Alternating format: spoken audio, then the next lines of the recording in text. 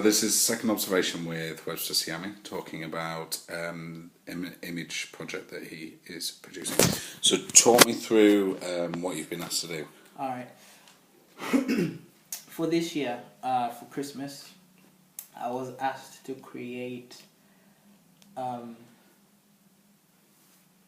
about 4 Christmas graphics, and that would be 3 Christmas cards, and then 1 Christmas carol graphic. Okay. Yeah. All right, go on then, show us. Yeah. So I'll start with the Christmas carol because that was the first design that I started with. Christmas carol. Yeah. Yeah. Carol service. All right. So this is what Okay, that's very nice. the graphic looks like. On that one, it's already set up like for print, and also what it would look like if it was card. Yeah. Okay. So how is it set up for? I mean, do you have the? What did you do this on? All right. So I'll just start from the very beginning then. Yeah. Yeah, I started working on Photoshop first to create like the initial design, and yeah, if I come to Photoshop, that's where you see all the layers of what I was working with to create the graphic. And this design was originally... Okay, sorry, I'll just pull up a breakdown. Press cancel.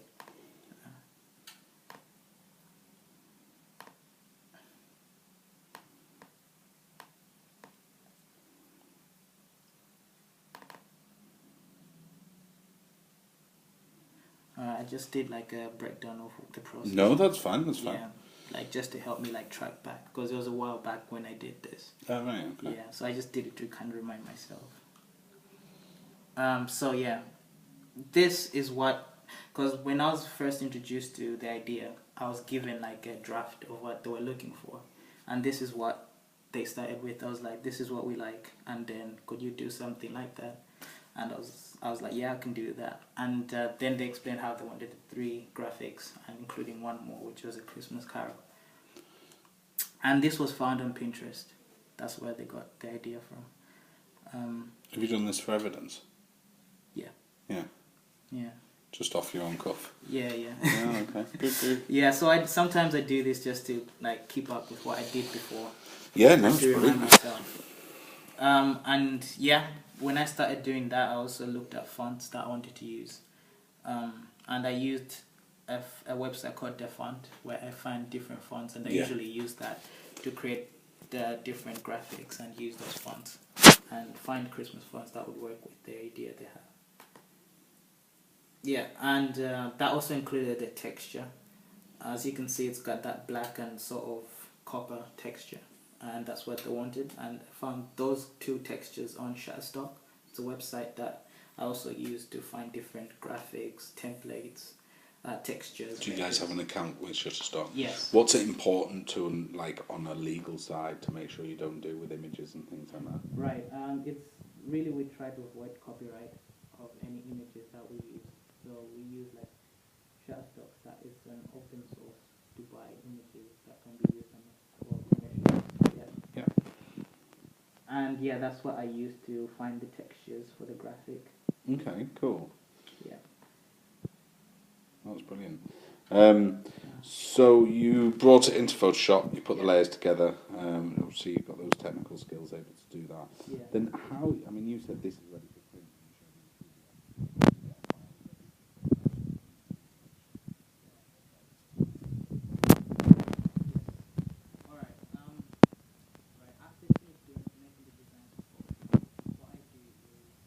Because originally on this design I worked in RGB because it was easier for me to pick colors than working same like HSYet.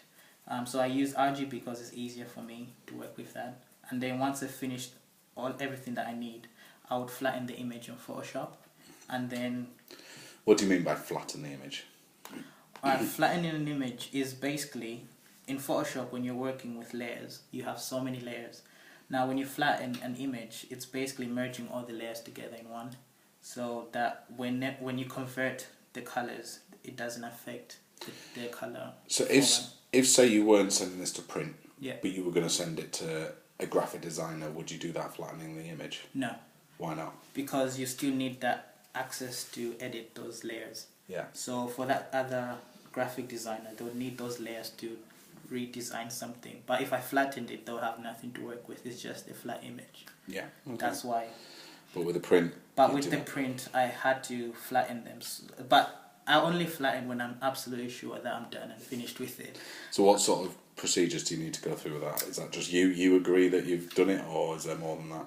Yeah, well, most parts, if it's a simple design, I can do that easily myself. But if it's a major project, I'll have to talk with my line manager and make sure she approves it and she's happy with it. And once that's done, I can flatten it. Do you send it via email?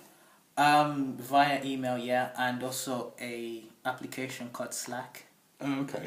Can you show me times where you've kind of sent things to, it's Navi, isn't it? Sent things to Navi and she sort of approved it and stuff like that. Yeah. So I've got like a line of contacts I have there, and there's Navi over there. And what this app allows me to do is to communicate like through text and also send graphics. Like it can actually upload PSD files, which are usually large files. Yeah. And she can even re-edit that in case she needs to work on something. But as you can see there's some graphics that I've already sent to her before in the past. Yeah. And yeah, that's just me sending something I need from her to approve before I can actually proceed with anything else. Have you got the approval as well? There's not a message here. I'd have to really go back into my history, but she has. Normally she would just like message back like saying I'm happy with that, and yeah, continue with what you're doing. Okay, so show me on Photoshop now. Just do a quick example of sort of prepping the image to go to print. So we're happy with this image just for now. Yeah. How would we get it ready to go out for print? Sure. So yeah, as you can see there's the layers, and I'm happy with that. So I'd go on layer and flatten image, and there you go, it's just one layer now. And then I'll go to image mode, and that's RGB as it is, and then just simply click CMYK, and now it's just that format that I need it to be. And then I just save it to the Dropbox folder that I was working with, where people can have access to. And when I come here, that's where I find the saved image, which is over there as a JPEG, because it's easier to manage with JPEG. And once I do that, I load up InDesign. Yeah. So I usually use InDesign for printing purposes, or just to add text if I need to on top of the background. And for that one, I just need to put in create a new document. So I just simply create a new document, and once I do that, I also make sure that my bleed is 3mm. That's important, and I'll explain why it's important in a bit. But once I set up that 3mm bleed, I can now come to my page and then just drop that graphic I saved before onto the program. Yeah. And as you can see, it's there. And yeah, I make sure that it's set up with the bleed as well. So once I'm happy with that, and I add in all the layers, it's the same process with them, but just composing them together. Because it's a card, it's a card, so I have to think about how it would fold out. Yeah. So I have to set it up on InDesign in that way. But yeah, once I've set it up, it's now ready to set up so it can go for print. And to do that, I need to go to File, and then there's an option that can convert it to a PDF, like a high quality print. And once I do that, I save it to the same folder that it needs to be.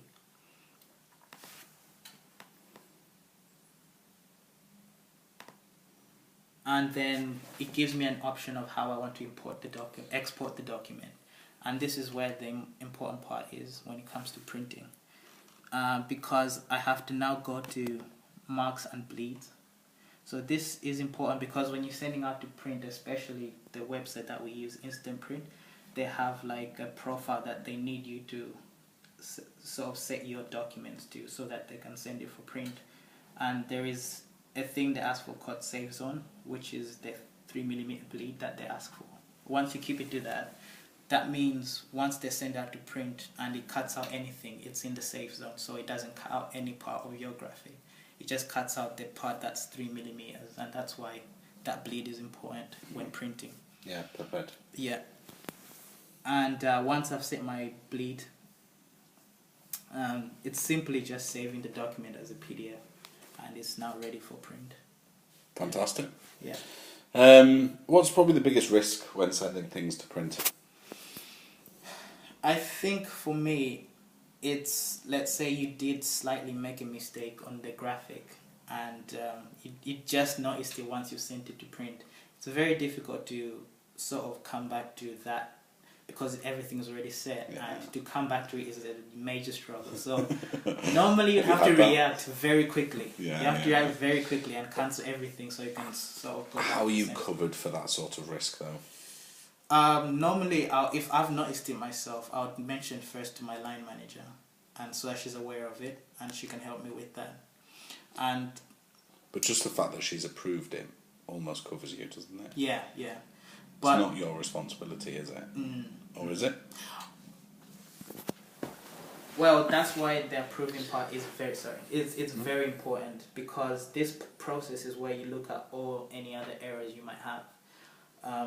It's very rare that we have issues like that coming back, but because you have a system where you need to get. Yeah, it's not just myself who needs to approve, and Navi also has some other people who she works with who approve the work, so it's not just her. And yeah, that avoids those risks. Cool. Thank you very much, Webster. Thank you.